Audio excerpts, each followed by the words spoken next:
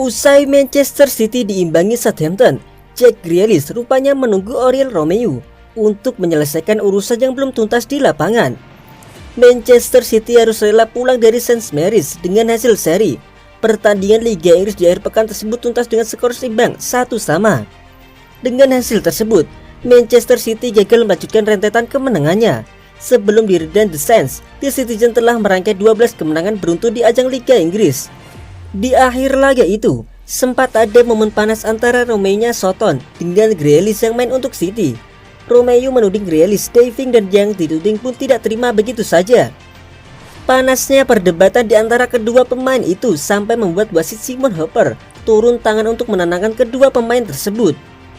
Menurut manajer Southampton, Ralph Hasenhuttl, interaksi Grealish dan Romeu tak berhenti sampai situ. Ia menyebut Grealish menunggu Romeu di lorong stadion. Usai peluit akhir dibunyikan, Jack Grealish rupanya ingin menyelesaikan urusannya yang belum tuntas dengan Oriol Romeu. Untungnya masih kata si manajer Soton, urusan itu telah selesai setelah kedua pemain bicara baik-baik. Grealish menunggunya di lorong karena ada beberapa hal yang telah terjadi di luar, di atas lapangan, kata Hasenhuttl kepada Sky Sport. Tapi di tempat lorong itu tak ada kamera. Mereka sudah membicarakannya. Segala sesuatu kini sudah baik-baik saja. Pelatih Manchester City Pep Guardiola memiliki rencana besar pada musim depan, yakni menduetkan Julian Alvarez dan Erling Haaland. Seperti diketahui, Manchester City selangkah lagi bakal mendapatkan striker rival plat, Julian Alvarez. Sang pemain sendiri telah setuju bergabung dengan jawara Liga Inggris musim lalu tersebut. Pakar transfer terkemuka Fabrizio Romano menyebut jika petinggi The Citizen tengah melakukan pertemuan intens dengan agen Julian Alvarez. The Citizen dilaporkan ingin menebus Julian Alvarez dengan biaya 16 juta euro plus bonus di bursa transfer Januari 2022. Saat ini negosiasi masih berlangsung mengingat rival plat menginginkan setidaknya 20 juta euro. Bila transfer itu menjadi kenyataan, Pep Guardiola berencana ingin meminjamkannya ke klub lain terlebih dahulu hingga musim 2021-2022 berakhir. Hal itu agar sang striker bisa mendapatkan jam terbang lebih sebelum bergabung ke skuad utama Manchester City pada musim depan. Apalagi Pep Guardiola berencana menduetkannya dengan Erling Haaland. Bomber Borussia Dortmund tersebut dipastikan hengkang pada bursa transfer musim panas mendatang karena punya klausul rilis yang nilainya sekitar 68 juta pound sterling. Dilansir dari Sport Illustrated, Manchester City diklaim bakal segera mengadakan pertemuan dengan agen Erling Haaland, Mino Raiola, di masa bursa transfer ini. Sebenarnya rencana ini berlangsung pekan ini, namun Mino Raiola malah mendadak harus menjalani perawatan di rumah sakit karena masalah paru-paru.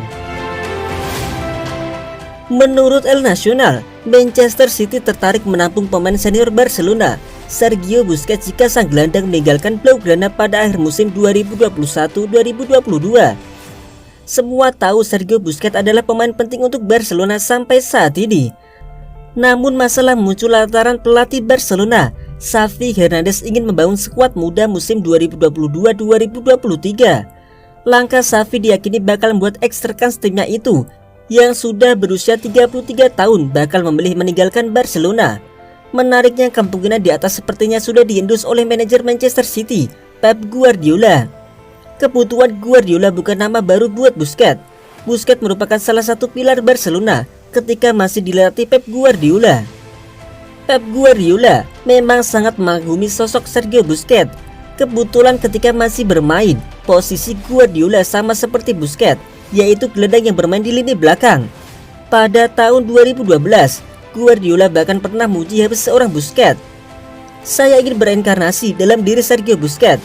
Dia adalah pemain terbaik di dunia," ujar Guardiola. Kevin De Bruyne patut berbangga diri lantaran dirinya kini sejajar dengan legenda besar Inggris, David Beckham. Bahkan bisa dibilang, pemain internasional Belgia ini lebih mentereng dibandingkan mantan bintang Manchester United itu. Setelah mencatatkan 12 kemenangan beruntun dalam upaya merebut gelar Liga Premier keempat dalam 5 musim terakhir, City harus puas ditahan imbang Southampton 1-1 Sabtu lalu. Kyle Walker-Peters memberi kebahagiaan buat pendukung The Citizens di Stadion Mary's Stadium. Namun Aymeric Laporte mencuat untuk menyelamatkan wajah Manchester City.